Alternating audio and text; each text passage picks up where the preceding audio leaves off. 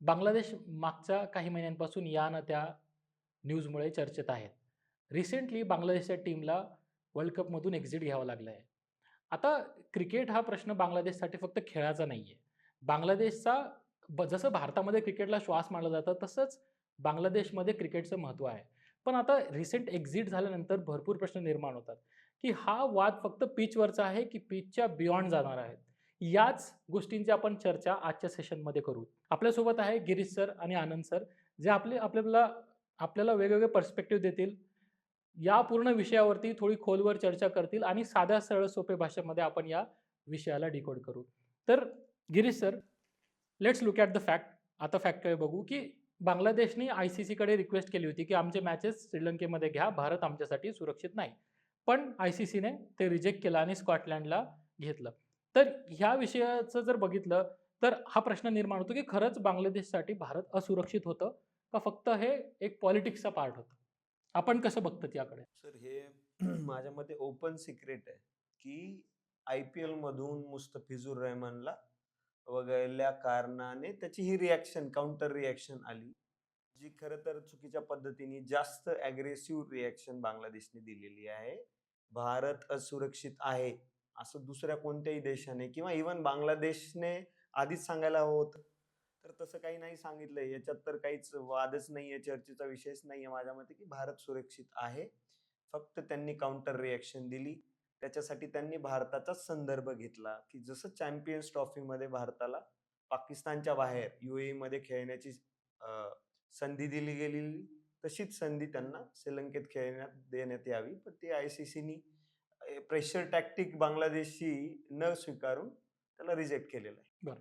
आनंद sir, आपण कसं बघता त्या विषयाकडे? ॲक्चुअली हे तर एक स्टेपिंग स्टोन आहे. ज्या प्रकारे आपले काही महिन्यांपासून जेव्हापासून शेख हसीनाचं गव्हर्नमेंट पडलं, अवामी लीग जे आहे पॉलिटिकल पार्टी शेख हसीनाची, त्याला बॅन केलं गेलं आणि त्यानंतर ज्या घटना घडल्या, त्यामधला एक स्टेपिंग स्टोन आहे. म्हणजे हे क्लासिक एक्झाम्पल आहे. इंडिया बांगलादेश टाईज जे आहे, आपण आधी म्हणलं होतं त्याला गोल्डन इरा असं म्हणलं होतं. सुवर्ण काळामधनं जात आहे असं म्हणलं होतं. ते आता रॉक बॉटम फेजला आलेलं आहे. म्हणजे कंप्लीट यू टर्न घेतलेला आहे रिलेशन. त्याच्या मागचं काही दिवसापासून जे बांगलादेशमधलं चाललेलं पॉलिटिक्स आहे, ते त्याच्या मागचं रिझन आहे. ॲक्चुअली असं म्हणलं जातं, 2 दिवसापूर्वीच वॉशिंग्टन पोस्टचा एक रिपोर्ट होता. 22 जानेवारीला रिपोर्ट आला होता. ते म्हणे की Bangladesh is shifting towards Islamic, shifted towards Islamic. म्हणजे काय, की एक जे 1996 साली सॅम्युअल हंटिंग्टननी एक थिअरी मांडली होती. मेडिटेरियन पासून जो रिजन आहे, तो जो रिजन आहे, त्यांचं सिव्हिलायझेशन वेगळं आहे आणि वेस्टर्न डेमोक्रेसी जे आहे, वेस्टर्न कंट्रीज आहे, त्यांचं सिव्हिलायझेशन वेगळं आहे. त्यामुळे हे ज्या कंट्रीज आहेत मेडिटेरियन सीपासनं, जे अरेबिक कंट्रीज असतील किंवा पाकिस्तानपर्यंतच्या कंट्रीज असतात, त्यामध्ये फक्त इंडिया हे एक्सेप्शन आहे. बाकीच्या सगळ्या कंट्रीज ज्या आहेत त्या डेमोक्रेसीसाठी सुटेड नाही. तीच काइंड ऑफ कंडिशन तुम्हाला बांगलादेशमध्ये बघायला भेटते. तर त्याला त्यांनी त्या थेरीला नाव सगळ्यांना माहित असेल, ऍक्च्युली ज्यांनी अभ्यास बऱ्यापैकी केला UPSC ऍस्पिरंट नक्कीच माहित असेल. क्लॅश ऑफ सिव्हिलायझेशन असं म्हणलं होतं. क्लॅश होणार आहे का नाही तो भाग वेगळा आहे. तो दुय्यम मुद्दा. मुद्दा हा आहे की सिव्हिलायझेशनल शिफ्ट आहे तो तुम्हाला बघायला भेटतोय बांगलादेशमध्ये. आणि बांगलादेशच्या कंटेक्स्टमध्ये अजून एक म्हणजे बांगलादेश कुठपासून कुठपर्यंत आलंय हे फ्रीडम मुवमेंटमध्ये सगळ्यात जास्त बांगलादेश म्हणतोय जेव्हा मी म्हणतोय तेव्हा पोस्ट इंडिपेंडन्स इरामध्ये ते बांगलादेश झालं किंवा 1971 नंतर ते बांगलादेश झालं. त्याच्या आधी काय होतं, 1950च्या 1947च्या आधी ते बंगालमध्ये जायचं. आणि बेंगालच्या कंटेक्स्टमध्ये एक वाक्य किंवा इंडियाचे सगळे रिफॉर्म मुवमेंट सूर्यसेन असेल किंवा सूर्यसेनचा जे बेस होता कुठं होता, चितगाव, तिथंच होता, बांगलादेशमध्येच होता. तर बांगलादेशच्या कंटेक्स्टमध्ये जे वाक्य सांगायचं आहे मला ते आहे, what Bengal thinks tomorrow India, sorry, what Bengal thinks today India thinks tomorrow असं म्हणलं जातं.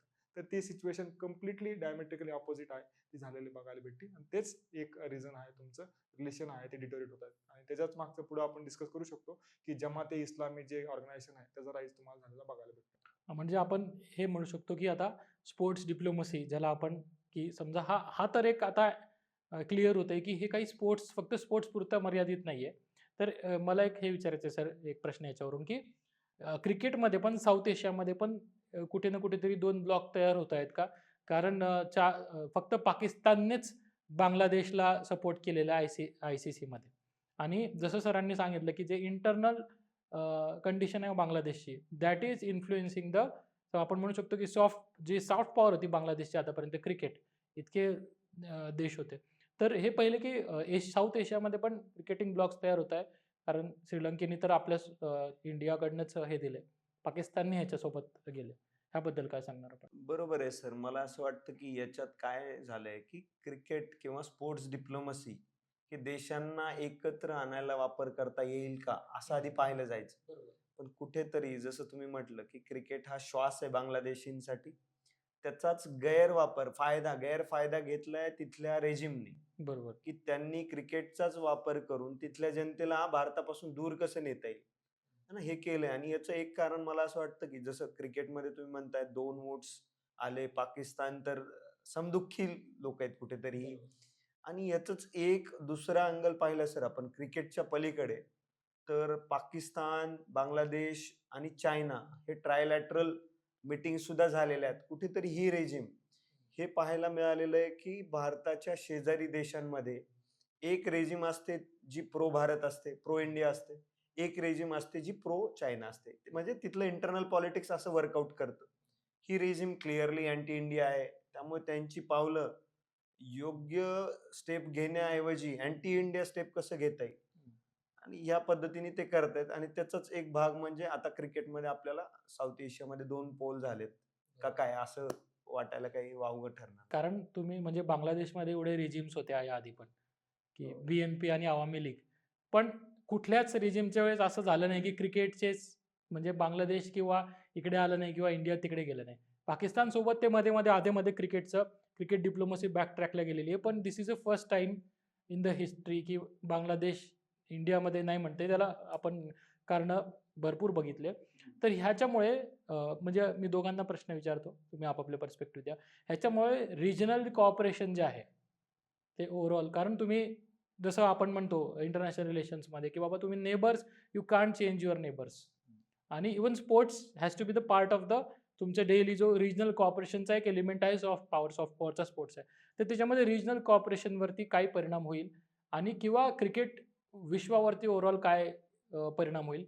याचंच अजून एक आहे, की इंडियाचा सगळ्यात one of the most important आहे IPL. हम्म. तर IPLच्या वरती याचा काही परिणाम होऊ शकतो का? किंवा इकॉनॉमिक म्हणा किंवा ह्या सगळ्या गोष्टी म्हणा? सर, तर याला मी एक सोपं उदाहरण घेऊन सांगेल, की हे कसं आहे, की आपण वेगवेगळे कुटुंब असतात. ते फंक्शनसाठी इन्व्हिटेशन देतात दुसऱ्या कुटुंबाला. तर इथे काय झालंय, की आपण त्यातून किती इझिली समजून घेऊ शकतो, की आंतरराष्ट्रीय लेव्हलला सुद्धा जसे आपले पर्सनल लेव्हलचे काही वादविवाद होऊ शकतात. तसंच आहे, की एखाद्या कुटुंबाने इन्व्हिटेशन काढून घेतलं, तर दुसऱ्या कुटुंबाने म्हटलं, "आता आम्हीही येणार नाही."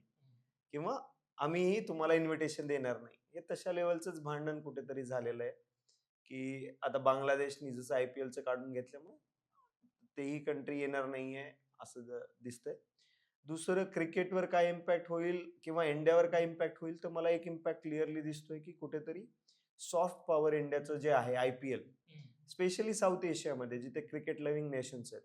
जरीही पाकिस्तान किंवा बांगलादेशी रेजिम्स ना रूलिंग एलिट्स हे अगेन्स्ट असतील इंडियाच्या, पण तिथली जनता क्रिकेटला IPLला नक्कीच प्रेम देते. खूप पॅशनेटली बघते.